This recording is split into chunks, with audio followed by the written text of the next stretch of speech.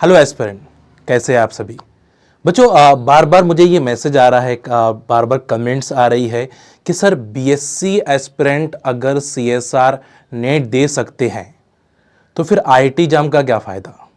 ठीक है, फिर हम आईआईटीज़ में क्यों करें, बीएससी वाले डायरेक्ट सीएसआर नेट करके अपनी पीएचडी कर लें। बट न्यू एजुकेशन पॉलिसी को लेकर एक बहुत इंपॉर्टेंट मैं इंफॉर्मेशन आप तक पहुंचाना चाहता हूं कि बहुत सारे लोगों के दिमाग में जो गलत चीज़ें चल रही है या गलत इंफॉर्मेशन चल रही है, आज इसको हम रिजॉल्व करेंगे कि कौन से वो बीएससी एस्पिरेंट है, कौन से वो बीएससी एस्पिरेंट है और 4 ईयर डिग्री एस्पिरेंट है जो सीएसआर नेट का एग्ज़ाम दे सकते हैं। और उसके अलावा जो बचे हुए रहेंगे वो आईआईटी जाम एग्जामिनेशन थ्रू जाना ही पड़ेगा या उनको सीयूईटी एग्जामिनेशन के थ्रू या सीयूईटी पीजी एग्जामिनेशन के थ्रू जाना पड़ेगा। ठीक है, तो एक कंप्लीट इंफॉर्मेशन आप लोगों तक मैं लेकर आया हूं कि वो कौन से 4 ईयर डिग्री एस्पिरेंट है जो सीएसआर नेट का एग्जामिनेशन दे सकते हैं और उसका एलिजिबिलिटी क्राइटेरिया क्या है, एलिजिबिलिटी क्राइटेरिया क्या है। ठीक है, तो न्यू एजुकेशन पॉलिसी को लेकर एक बहुत बार मैसेज आ रहा था मुझे कि सर मैं बीएससी में, मैं 4th ईयर में है, मेरा 4th ईयर डिग्री है, तो मैं क्या सीएसआर नेट डायरेक्टली दे दूं।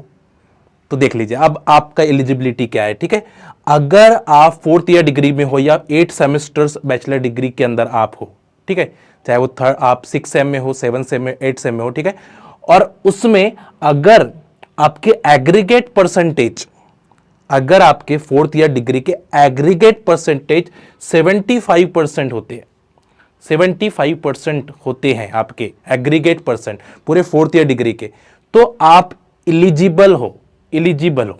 ठीक है, और अगर 75% से कम परसेंटेज आपको आ रहे हैं, 73, 72 या 70%, तो आप इस डायरेक्ट सीएसआर नेट एग्जामिनेशन देने के लिए एलिजिबल नहीं हो। फिर आपको आईआईटी जाम एग्जामिनेशन देना पड़ेगा या फिर सीयूईटी पीजी एग्जामिनेशन देना पड़ेगा अपनी पीजी को कंप्लीट करने के लिए, अपने पीजी को देने के लिए या पीजी में एडमिशंस करने के लिए। ठीक है, तो ये जरूर ध्यान में रखिए कि कैंडिडेट हैव पास 4 ईयर और 8 semester bachelor degree should have minimum 75% aggregate mark in the equivalent, पूरे आपके 4th ईयर डिग्री जो है उसके अंदर 75% चाहिए। ठीक है, और अगर आप एससी और एसटी और ओबीसी के कैटेगरी में हो, मान के चलो, तो आपको 5% का रिलैक्सेशन मिल जाएगा, यानी 70% अगर आपके आते हैं, ओबीसी से हो, एससी से हो या एसटी से हो, तो 70% पे आप डायरेक्ट 4th ईयर डिग्री के अंदर आप सीएसआर नेट एग्जामिनेशन को दे सकते हो। वरना फिर आपको अगर उससे कम मार्क्स आते हैं तो फिर आपको आईआईटी जाम एग्जामिनेशन देना पड़ेगा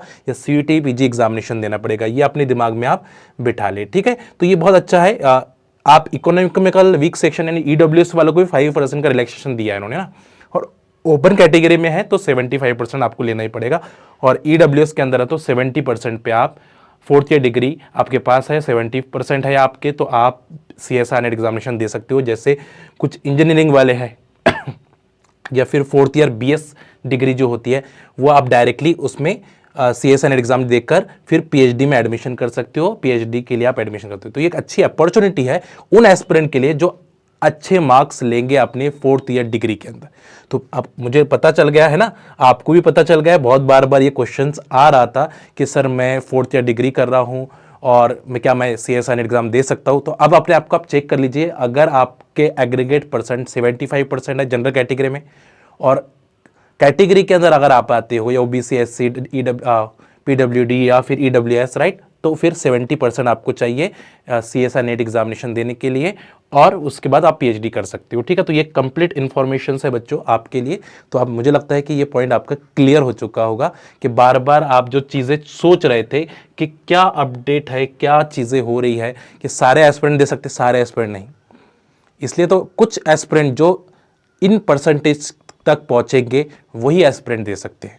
तो ये एक न्यू एजुकेशन पॉलिसी के अंदर उन्होंने ऐड किया है बच्चों, ये ध्यान में रखिएगा। ठीक है, तो आपको पूरा देना पड़ेगा।